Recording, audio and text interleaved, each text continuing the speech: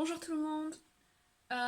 Let's do a quick intro in English and then see. So again, I'll be looking off to the side because this is where I have my notes.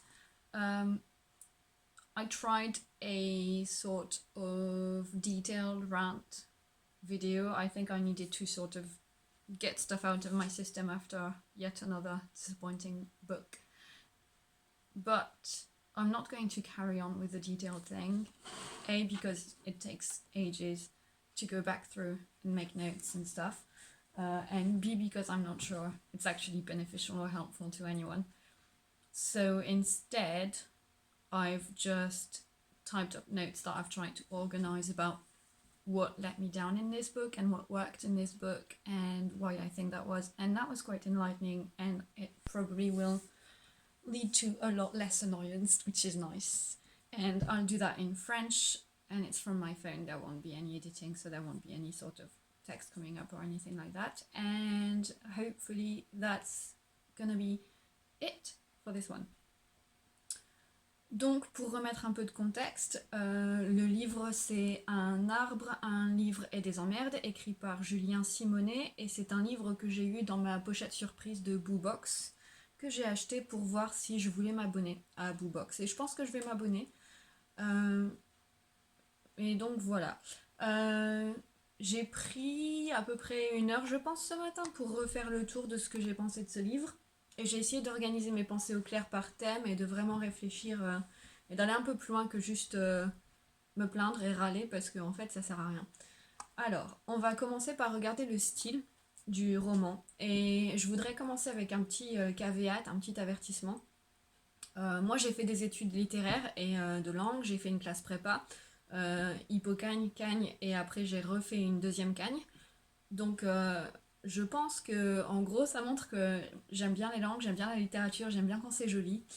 Et maintenant j'enseigne le français et l'allemand et un peu le latin en Angleterre. Et ça fait 9 ans que je suis ici à peu près. Et l'un des éléments qui me rend le plus agité, le plus fangirly en classe, à part explorer une langue étrangère et voir les élèves avoir des épiphanies lexicales et grammaticales, donc l'un des autres éléments qui me rend vraiment super heureuse, c'est de trouver des expressions, des phrases, des chapitres, des livres qui sont vraiment très bien écrits, qui sont beaux, où il y a des citations que je peux garder, juste la beauté du verbe, en gros, et on mettrait une majuscule à beauté, une majuscule à verbe. J'arrive pas à m'installer confortablement et il fait chaud le soleil. Le soleil tape, mais j'ai mis le même pull que la dernière fois, donc je veux garder une sorte de ligne directrice. Ouais, dans ma vie quotidienne, on se parle souvent de nos mots préférés, on se pose souvent cette question. Et toi, c'est quoi ton mot préféré en français? C'est quoi ton mot préféré en anglais et en allemand? Et je ne peux jamais répondre. C'est impossible, je ne peux pas choisir un mot que j'aime. Et du coup, voilà, ça montre un peu l'aspect, enfin voilà, le côté style pour moi, ça va être un côté important et potentiellement difficile à satisfaire, je pense. Et c'est encore pire si on m'annonce que c'est un roman bien écrit. Et la quatrième de couverture, quand j'ai lu BooBox, en fait, je vais essayer de mettre un truc là et voir si, en regardant l'ours polaire sur le mug derrière le téléphone, ça me donne l'air de vous regarder un peu plus. On se piège comme on peut, hein. Euh, donc, le côté style, c'est encore pire si on m'annonce un roman bien écrit. Et là, la quatrième de couverture avait l'air de dire que ça allait être un roman frais, léger, fluide. Donc c'est à ça que je m'attendais. Moi, si on me dit c'est comme ça, je me dis c'est comme ça. Un peu naïf, mais bon, c'est pas grave. Et en fait, même si l'aspect page turner qu'on m'avait annoncé est réaliste, effectivement, je pense que ce n'est pas dû au style d'écriture, je pense que c'est dû au fait que ce sont des scènes très très courtes qui s'enchaînent très très vite avec beaucoup d'événements, beaucoup de rebondissements dont je parlerai après. Et du coup, c'est pour ça que ça va vite. Mais c'est pas, pour moi, ce n'était pas un livre bien écrit. Euh, le début, comme j'en ai parlé la dernière fois, m'a complètement embrouillée avec le Juliette, point de suspension, et ensuite ça commence en troisième personne du présent de façon très impersonnelle, et en fait il s'avère que c'est bien un récit aux premières personnes. Pour moi, c'est pas un style efficace. S'il faut passer le premier paragraphe à se torturer les méninges pour comprendre où on est, qui parle, de quoi il s'agit, ça marche pas. En plus de ça, dans le roman, il y a pas mal de fautes de grammaire, de syntaxe, de ponctuation. Et encore une fois, moi, plus ça va, plus je me trouve intransigeante vis-à-vis de ça. Et surtout si c'est quelque chose qu'on a dû payer. Si c'était je sais pas, un article de blog disponible gratuitement, euh, ok, les coquilles, ça arrive. Et puis si on sait qu'il n'y a qu'une seule personne qui travaille dessus, c'est absolument logique qu'il y ait des petites fautes qui soient passées à la trappe. Ok. Mais pour moi, personnellement, de la part d'un roman qui a donc a priori été écrit par un auteur et revu, relu, corrigé, édité par une équipe éditoriale qui a dû faire pas mal d'allers-retours, je trouve que c'est un peu limite de laisser passer des fautes vraiment basiques de grammaire, de ponctuation, de syntaxe. Et parfois, c'est des fautes où je me suis arrêtée pour relire parce que j'étais pas sûre de ce qui se passait. Donc, ça m'a un peu. Enfin, ça m'a laissé un arrière. 3, 4. Ça m'a laissé un arrière-goût un peu amer. On paye et puis en fait, c'est pas un produit fignolé, quoi. Alors, c'est peut-être du classisme, c'est peut-être du snobisme, je suis peut-être obsessive, mais je suis comme ça. Et en plus, c'est pas franchement un critère hypocrite au sens où dans mon métier de prof, je crée plein de ressources et je mets un point d'honneur à chaque fois à les vérifier plusieurs fois. Si j'y trouve une erreur, ben ça m'est arrivé d'y trouver des erreurs en classe quand on passe 10 heures à travailler sur une leçon. Au bout d'un moment, quand on la relit, on ne trouve plus les erreurs. Donc ça m'est arrivé. Si je trouve une erreur, déjà je me répands en excuses. Ensuite, je corrige l'erreur. Et aussi, je suis ravie quand les gens me disent ah, là, t'as une erreur. Et je corrige. Et en plus de ça, j'ai pas toute une équipe avec moi qui m'aide à faire mes ressources. Je suis toute seule et les ressources que je fais pour mon travail, ok, je suis payée pour, mais je suis payée pour enseigner. Je suis pas payée à la ressource que je produis. Alors voilà, enfin moi c'est une espèce de perfectionnisme et d'attention aux détails que je m'impose à moi-même aussi. Et ça m'énerve quand c'est pas quelque chose qui apparemment a été important dans le travail d'un roman, quoi. Enfin bref, on va passer à autre chose. Euh, L'aspect poétique dans ce roman fonctionne quelquefois. Axel a par exemple des élans de poésie, des élans de finesse littéraire, des envolées presque lyriques, surtout quand il parle de son roman à lui, et aussi quand il parle de son fils. Il y a une tendresse très touchante entre Axel et son fils, et entre Axel et son livre, qui fonctionne. Et là, le style est bien. Enfin, dans ces moments-là, j'étais vraiment portée par le style et j'ai trouvé que ça fonctionnait très bien. Le problème, c'est qu'au fil du roman, ça devient de plus en plus rare. Et ça finit par ne plus, comment dire, overpower. Ça finit par ne plus compenser l'horreur de l'histoire dont on parlera plus tard. Du côté de Juliette, puisqu'on a deux points de vue, du côté de Juliette, on a un mélange un peu discordant, je trouve, entre un langage soigné, puisqu'elle a étudié des lettres modernes, donc a priori, un peu comme moi, elle a le goût, le goût du beau verbe. Euh, et à côté de ce langage soigné, il y a de la vulgarité et des hésitations et du ben, et des tics de langage absolument pas élégants. Et la scène où ça saute le plus à la figure, c'est quand elle a un entretien d'embauche et que l'employeur lui pose des questions et quasiment chaque réponse, elle commence par ben, et elle cherche ses mots et c'est un peu limite. Et en fin de compte, elle obtient le travail parce que l'employeur la trouve éloquente. C'est un comble, c'est pas possible. On ne peut pas nous montrer tout un entretien d'embauche où elle est maladroite, où elle cherche ses mots, et nous dire qu'en fait, elle n'est pas franchement qualifiée pour le travail, mais on va lui donner quand même parce qu'elle est très éloquente. Non, enfin, tu peux pas nous dire noir, enfin, ouais, nous dire noir et nous montrer blanc. Au bout d'un moment, ça marche pas. Donc voilà, après coup, j'ai lu pas mal de critiques qui disent que c'est un livre avec une écriture fluide, fraîche et légère, et moi personnellement, ce n'est pas ça que j'ai trouvé. En plus de ça, le roman tout entier n'a que 5 chapitres, et donc les chapitres sont d'une longueur interminable, et ils sont constitués de toutes petites scènes, de peut-être une page et demie, 2 pages, 3 pages maximum chacune, et je n'ai pas vraiment trouvé de cohérence interne. Ça avait l'air d'être une errance d'événement en événement avec une sorte de surenchère dans la... Je sais pas, il y a eu des événements poignants, mais ils avaient l'air sortis de nulle part. Il y a eu des événements improbables, donc c'était difficile de continuer à suspend your disbelief. Et il y a eu des moments rageants, vraiment, c'était dur. Donc oui, ça s'est vite lu, mais c'est pas parce que c'était bien écrit, c'est parce que chaque scène avait quelque chose de fort qui arrivait et chaque scène était très courte. Donc du coup, ben, c'était facile de continuer. Mais au bout d'un moment, je me suis dit, mais on est toujours dans le premier chapitre, mais qu'est-ce qui se passe? C'est quoi la structure de ce roman? Et très vite, personnellement, je me suis mise à pester et détester les personnages. Pester contre les personnages et les détester. Et aussi, les deux personnages s'expriment d'une manière très proche. Je n'ai pas vraiment décelé de voix particulièrement Axel, particulièrement Juliette. C'était un peu la même chose pour les deux. Et donc, on va passer à la deuxième partie de cette revue qui est les personnages en question. Donc, dans un livre, un arbre et des emmerdes, on suit Juliette et Axel, et comme je l'ai dit, ils s'expriment tous les deux à la première personne et au présent de narration. Et ça, c'est censé être un moyen de nous immerger vraiment dans leurs histoires, dans leur monde, dans leurs émotions, dans leur passé. Et au début, ça marche. Au début, je les ai trouvés tous les deux très attachants, prometteurs. J'avais envie qu'ils réussissent, j'avais envie qu'ils progressent, qu'ils avancent, qu'ils guérissent de leurs blessures. Euh, et en fait, après, ça s'est un peu effondré. Donc, Axel est attachant au départ parce qu'il a ce rêve idéaliste de publier son premier roman et d'être reconnu comme un génie de la littérature française. Et c'est touchant.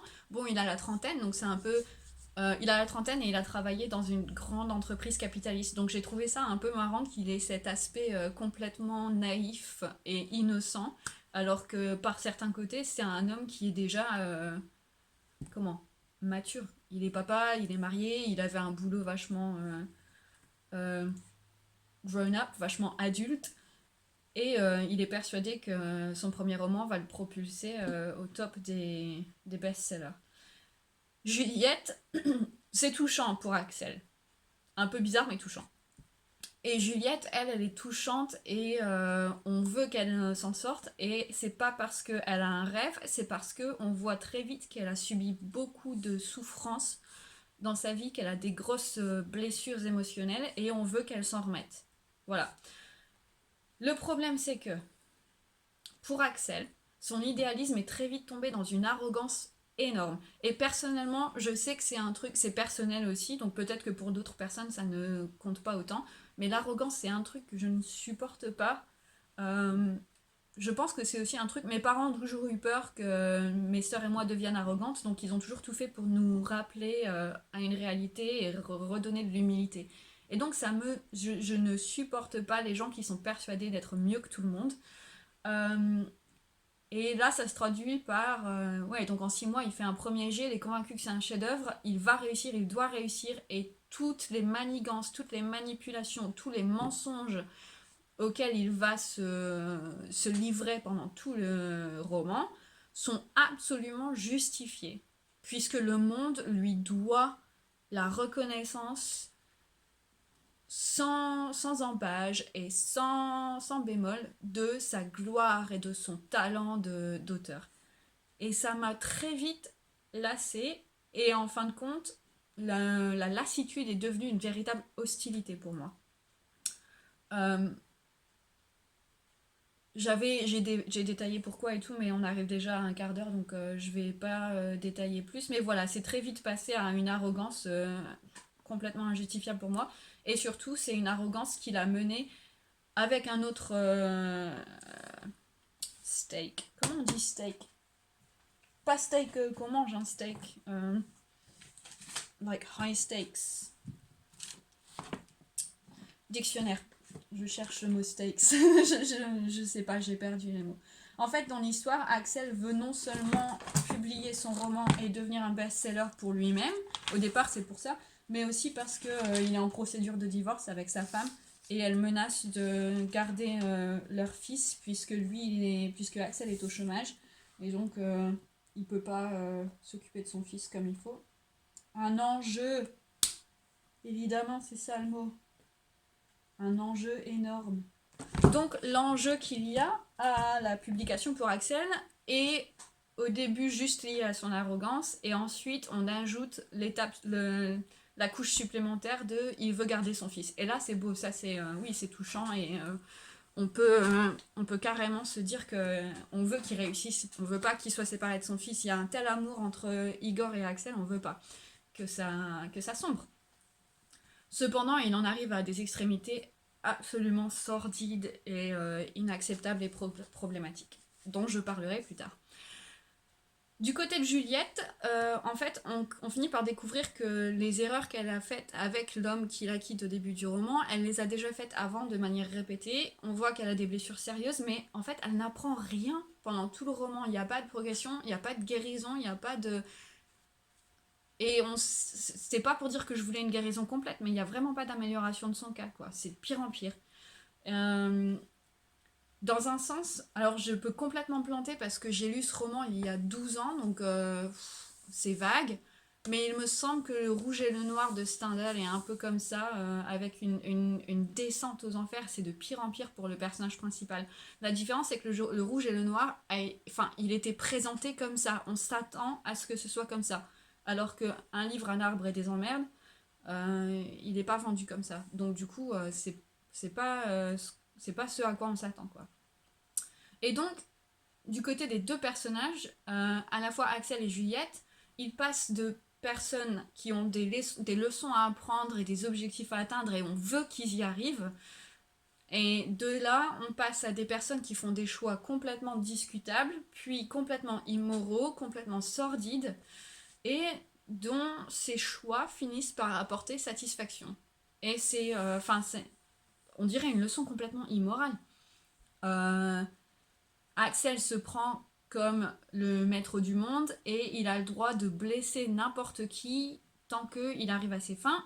Et il ne paye jamais pour ça, quoi. Enfin, bon, il paye un peu, il y a une dispute avec Juliette et elle finit par lui rendre un peu l'appareil, mais de façon différente. Donc il y a une vengeance, mais il apprend pas sa leçon du tout, quoi. Et Juliette, c'est pareil, en fait. La seule leçon qu'elle tire de cette histoire, c'est que elle est vouée à ne jamais aimer et être aimée par personne. Et donc, il faut juste qu'elle fasse un bébé toute seule. Comme, comme dans la chanson, elle va faire un bébé toute seule. Euh, donc voilà, ce livre est présenté un peu comme une histoire d'amour, mais c'est pas du tout une histoire d'amour, c'est vraiment déprimant. Et du coup, j'en viens à une petite parenthèse. J'ai un collègue pendant le confinement qui m'a fait connaître une chaîne YouTube qui s'appelle Psychology in Seattle. Et ça a été fondé par le docteur Honda, qui est un psychiatre, psychologue, psychiatre. Et il est aussi professeur à l'université. Il a fait plusieurs masters et tout ça. Et il fait des réactions des émissions de télé-réalité dans lesquelles il essaye de décortiquer un peu pourquoi les gens finissent par se blesser enfin, il encourage vraiment les gens à trouver un psy et à travailler sur leurs problèmes parce que voilà, il a la conviction profonde qu'on peut tous arriver au bonheur et qu'on peut tous apprendre de nos erreurs passées, de nos blessures passées et apprendre à se pardonner et avancer et pendant tout ce roman, je me disais, mais si seulement ces gens pouvaient voir Honda, si seulement ils pouvaient apprendre de lui et essayer de guérir de leurs blessures et de dépasser leurs interprétations erronées de la vie. Et on pourrait enfin accéder au bonheur et à l'amour et à la joie. Et voilà, j'ai passé pas mal de temps dans le livre à me dire si seulement c'était... Et en fait, bon, on va se calmer et aussi vous dire trois choses. Numéro un, je comprends très bien que ce sont des personnages fictifs. C'est un roman, je sais, c'est pas des vraies personnes. 2. Maintenant que j'ai écrit tout ça et que j'ai réfléchi à tout ça, je me dis qu'en fait, si ça tombe, Julien Simonet voulait en fait vraiment casser tous les clichés romantiques et peut-être même qu'il avait envie d'écrire un roman où l'arc narratif et l'arc des personnages ne nous mènent pas à une fin satisfaisante, ne nous mènent pas à une leçon où ils ont appris, ils ont guéri euh, et ils peuvent avancer. Troisièmement, je sais que dans la vie, on n'a pas des arcs satisfaisants comme ça où à la fin on a accompli ce qu'on avait besoin d'accomplir et pas ce qu'on avait envie d'accomplir. Je sais ça, ok? C'est un roman, c'est fictif, Peut-être que Julien avait l'intention de démolir tous ces clichés, et dans la vie, on n'a pas tout ça. Sauf que, à ça je réponds. Numéro 1. Quand on lit un roman, on passe une sorte de pacte non dit, implicite avec l'auteur. En anglais, ça s'appelle suspension of disbelief. Quand j'étais en prépa, on parlait beaucoup de vraisemblance et de vérisimilitude. Et le summum de l'artifice, en fait, c'est la vraisemblance. Et dans ce roman, il y a un soin très clair à atteindre la vraisemblance. On a des failles véritables du monde de l'édition, des problèmes véritables de cet environnement-là. L'histoire se passe dans des lieux réels, on a des mentions de lieux réels, la Défense à Paris, tout ça, tout ça. Et c'est des situations vraisemblables aussi. Donc, Julien fait tout pour nous plonger dans un monde réaliste. Pas réel, mais réaliste. En plus de ça, même dans les contes de fées, même dans les livres fantasy et les films fantasy, toutes ces formes d'art et toutes ces histoires visent à explorer des problèmes humains et universels véritables. On n'écrit pas des histoires pour complètement se détacher de la réalité, même quand il y a un aspect escapiste, on est quand même face à face avec des problèmes et des questions humaines. Ok. Et donc, même si ces personnages sont fictifs, quand on les écrit et quand on les lit, on est quand même toujours en train de réfléchir à un aspect réel, à une application réelle, des problèmes qu'ils nous posent, des questions qu'ils soulèvent. Et donc, l'idée que oh, c'est bon, c'est juste un roman, faut arrêter de...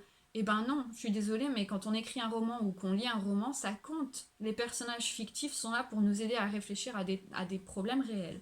Donc, le point numéro 1 que j'ai soulevé tout à l'heure, voilà, c'est ça la réponse. Point numéro 2. Ok, si on veut casser le cliché romantique, je parlais du rouge et le noir, il y a eu aussi Flaubert avec sa Bovary, là, qui nous montrait les limites du romantisme. Ok, c'est pas un problème, je suis totalement d'accord. On peut très bien utiliser la fiction pour démolir les clichés et pour aller contre les habitudes. Et on peut très bien refuser de finir une romance avec un couple qui a tout compris, tout réglé et qui est dans le happy ever after et ils vécurent heureux, n'importe quoi. Et ils vécurent heureux et eurent beaucoup d'enfants. On a très bien le droit de rejeter ça. Euh, et d'accord, on peut aussi finir un roman en laissant le champ libre à l'interprétation du lecteur. Ce roman-ci se finit avec une sorte de sous-entendu. Pour Juliette et Axel, il y a encore beaucoup de chemin à faire avant qu'ils soient prêts à avoir une relation saine et amoureuse. Mais en vrai, le roman se conclut avec Axel qui est persuadé qu'il avait raison de faire tous ces mensonges et d'infliger une douleur terrible aux gens autour de lui.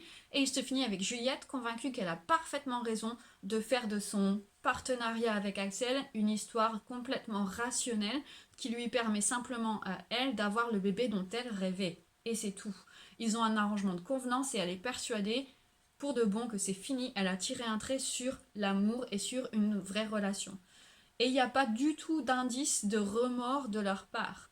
Axel dit qu'il aime Juliette, mais pas au point de s'excuser pour tout ce qu'il lui a fait traverser. Et il y a eu des moments entre eux d'une violence, mais inouïe, verbalement, émotionnellement et même physiquement. Il y a eu une violence monstre entre les deux. Et du coup, je trouve ça aberrant de finir comme ce roman a fini. Numéro 3.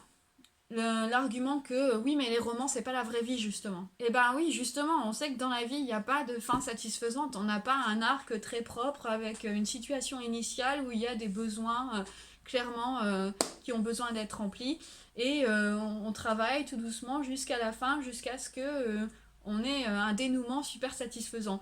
Et dans la vraie vie les gens n'ont pas cette ligne comment c'est, je sais pas, c'est ce voyage très clair de d'incomplet à complet ou de perdu à trouver ou de voilà, il y a pas de ça n'arrive pas dans la vie. Sauf que c'est pas pour ça qu'on lit des romans, enfin je sais que dans la vie il y a des choses qui puent du cul, je le sais ça, la vie est chienne des fois. Peut-être souvent, peut-être des fois, peut-être on voit le verre à moitié plein, à moitié vide, c'est comme on veut. Mais c'est pas ça qu'on recherche dans un roman justement.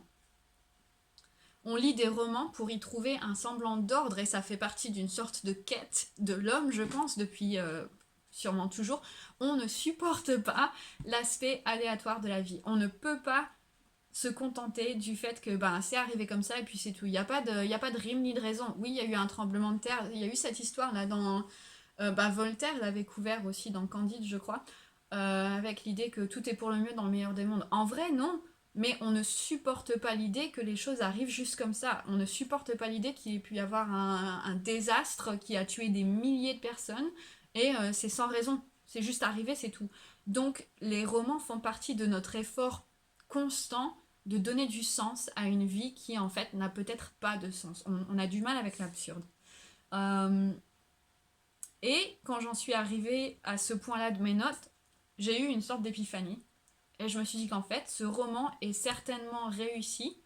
Le problème, c'est qu'il ne m'a pas été vendu comme voulant nous mettre face à face avec l'absurdité de la vie et avec l'insatisfaction qui va naître de notre quête d'une fin et d'un dénouement clair, net, précis et joli.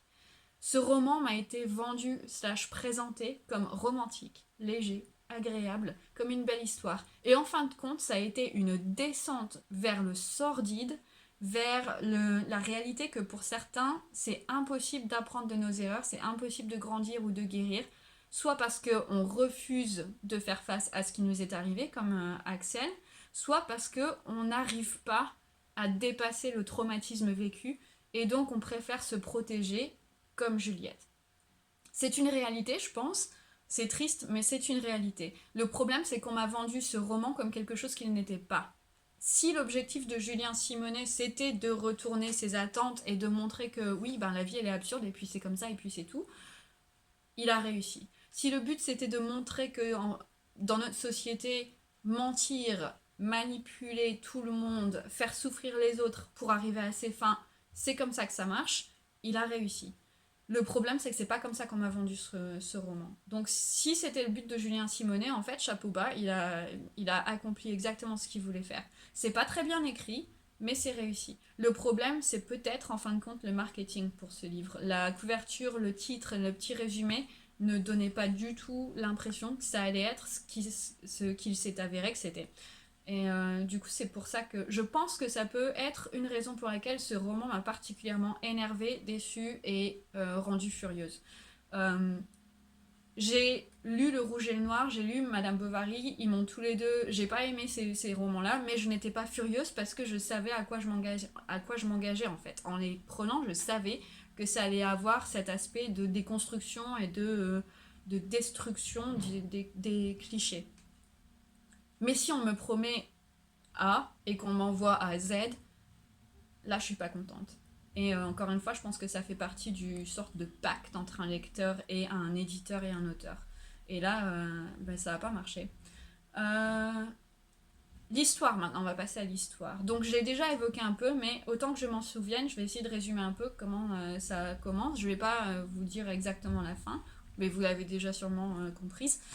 Donc Axel, c'est un homme qui a en apparence tout pour être heureux. Il a une femme super canon, il n'arrête pas de le mentionner qu'elle est super canon. Elle bosse dans la pub, elle gagne bien sa vie. Ils ont tous les deux un appartement trop classe pour lequel ils ne payent pas très cher puisque ça fait partie d'un des avantages du travail de sa femme.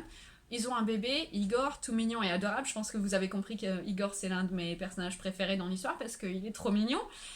Et il y a 6 mois, donc 6 mois avant le début du roman, Axel a négocié son licenciement parce qu'il n'en pouvait plus de faire partie de ce monde capitaliste en travaillant comme formateur pour une grande entreprise à la Défense.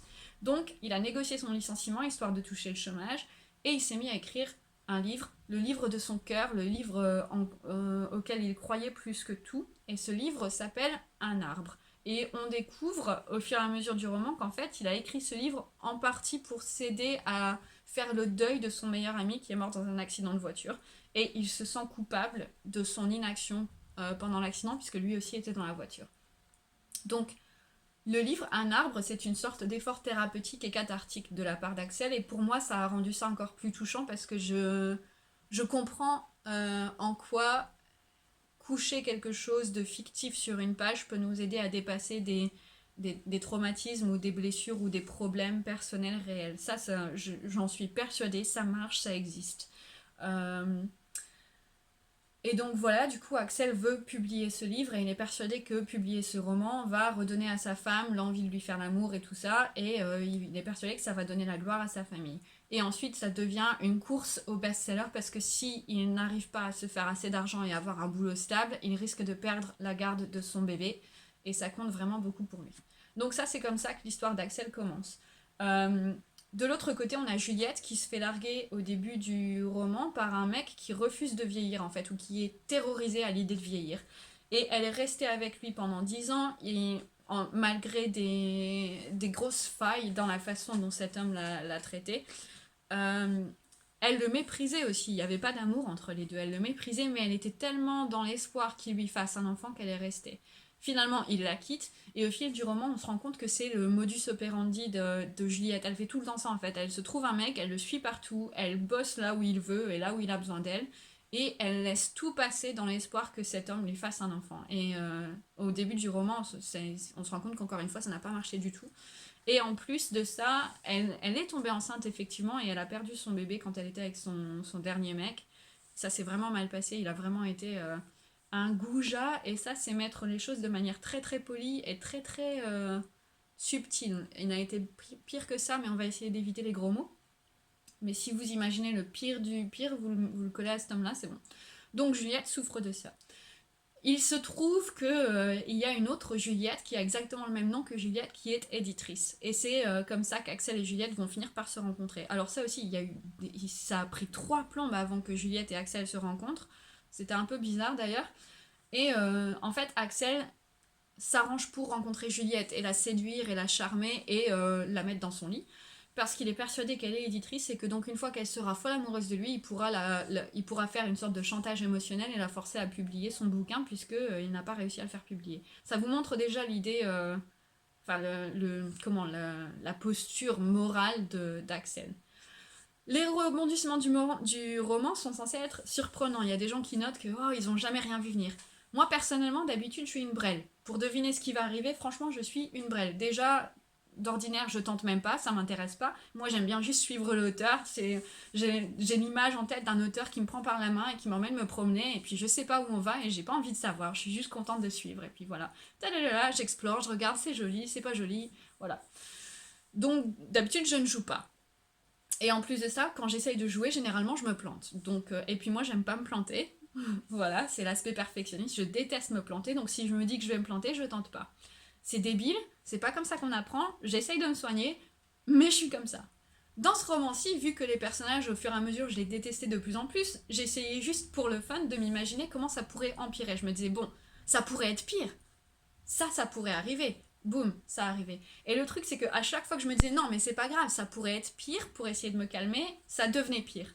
En suivant exactement les paris intérieurs que je me faisais. Et du coup, pour moi, les rebondissements, au lieu d'être surprenants, étaient décevants parce que je les ai vus venir et en plus, à chaque fois, ils vérifiaient juste une espèce de continuation de la spirale vers le sordide et vers le déprimant. Et il y a eu aussi quelques solutions de facilité, j'ai trouvé, dans la narration, et ça m'a un peu saoulée. Et il y a eu des réactions de personnes complètement alambiquées. À mon humble avis, je peux me planter, hein, je suis pas du tout une pro. Mais voilà, c'est comme ça que j'ai trouvé l'histoire. Ça allait trop vite aussi. Il y avait plein de rebondissements, il n'y avait jamais le temps de respirer. Et en fait, les rebondissements m'ont semblé être là pour faire une surenchère de décisions terribles et de décisions immorales. Jusqu'à une fin qui semblait bâclée et pas franchement. Qui semblait pas franchement fonctionner pour moi. Encore une fois, je suis persuadée que si on m'avait vendu ce livre comme un pied de nez aux règles non dites du genre romantique, ça aurait été complètement différent, j'aurais vraiment pris comme ça, et du coup j'aurais certainement été plutôt emballée, à part pour le style. Le style et la structure, vraiment, ça n'a pas fonctionné pour moi. Mais si je m'étais attendue à un livre qui est là pour démolir des clichés, des stéréotypes ou des cheminements habituels et des attentes du lecteur, je pense que j'aurais apprécié beaucoup plus. J'aurais peut-être fini quand même en me disant bon, c'est pas pour moi. Je trouve que la vie est suffisamment difficile comme ça. Quand je lis un roman, j'aime bien avoir une note d'espoir à la fin. Et là, à la fin, j'étais juste complètement déprimée. Mais c'est pas comme ça qu'on m'a vendu le livre. C'est pas comme ça qu'on m'a vendu le livre. Si ça avait été un livre version papier, ça aurait été le troisième livre dans toute ma vie qui aurait fini à l'autre bout de la pièce. Je l'aurais juste balancé à l'autre bout de la pièce, de rage. Mais bon, là, je lisais sur mon téléphone, j'étais dans la campagne, j'étais sur une route goudronnée, j'ai pas balancé mon téléphone. J'y tiens. Techniquement, j'ai le droit à un nouveau, mais je vais pas en prendre un nouveau tant que celui-là fonctionne. Donc, j'ai pas pu me défouler comme ça. Donc, je me suis défoulée en faisant une revue écrite. Et donc, voilà, c'est un bouquin pour moi qui n'a pas marché, mais j'ai trouvé ça super instructif en fait, de prendre des notes et de réfléchir au pourquoi du comment et pourquoi ça n'a pas marché. Et aussi de continuer à me souvenir des aspects qui ont marché. Igor a marché. La tendresse entre le papa et le bébé, ça a marché. L'aspect cathartique qu'il y a à écrire un roman, ça a marché. Le rêve, l'idéalisme de ça, ça a marché. Le fait que Juliette soit convaincue de ne jamais trouver l'amour et la douleur que ça entraîne chez elle, cette conviction qu'en fait elle aura jamais droit à une relation satisfaisante et, euh, et vraiment aimante, je la ressens sa douleur. Donc il y a des choses qui ont vraiment marché. Donc j'en tire quelques leçons. Première leçon, si vous écrivez un livre, essayez de faire en sorte que la quatrième de couverture donne une idée fidèle de ce qu'il y a dans le bouquin.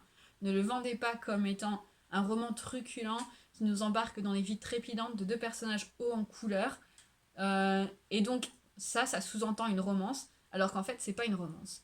Ne nous écrivez pas un résumé d'accroche qui sous-entend un style léger, quelque chose de vraiment divertissant, si en fait c'est une histoire qui va nous montrer des abysses de comportements méprisables et toxiques et qui nous mène à une fin qui vous laisse soit déprimé, soit furax. C'est un peu une promesse brisée. Si vous écrivez un bouquin, ne promettez rien à vos lecteurs que vous n'allez pas donner.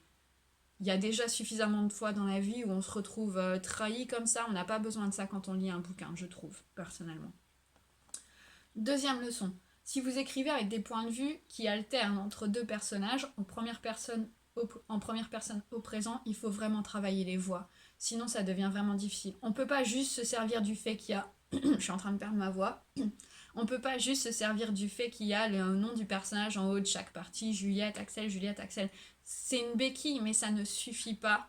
Et ça ne peut pas remplacer des voix distinctives pour les personnages.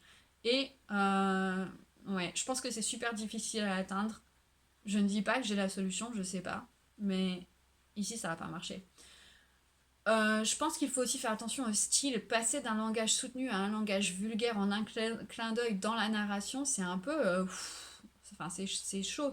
Oui, on peut être vulgaire dans les dialogues et tout ça, mais c'est un peu bizarre de passer d'un élan poétique super beau à tu veux baiser? Au bout d'un moment, c'est bizarre, quoi. Autre leçon.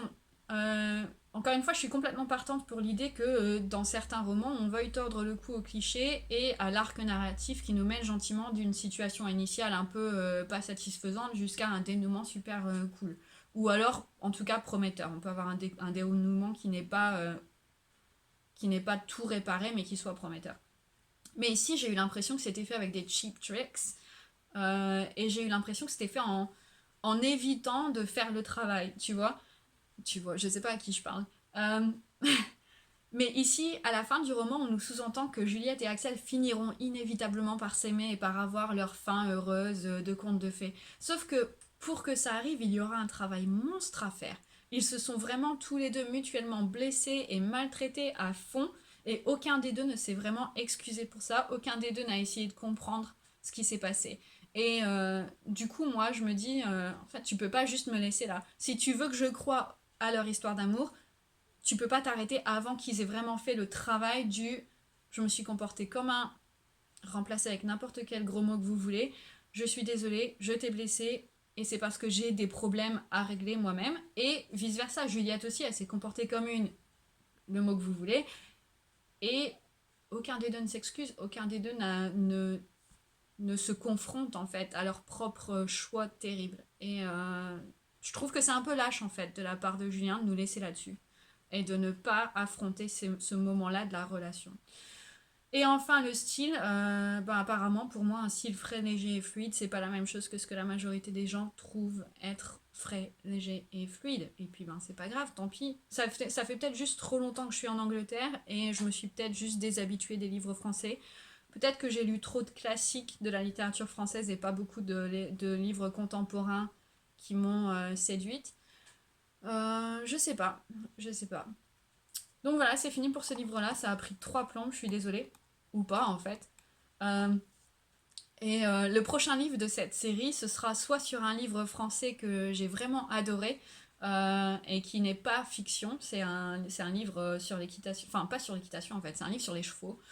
Ou alors ce sera sur un ouvrage de vulgarisation scientifique que j'ai bien aimé.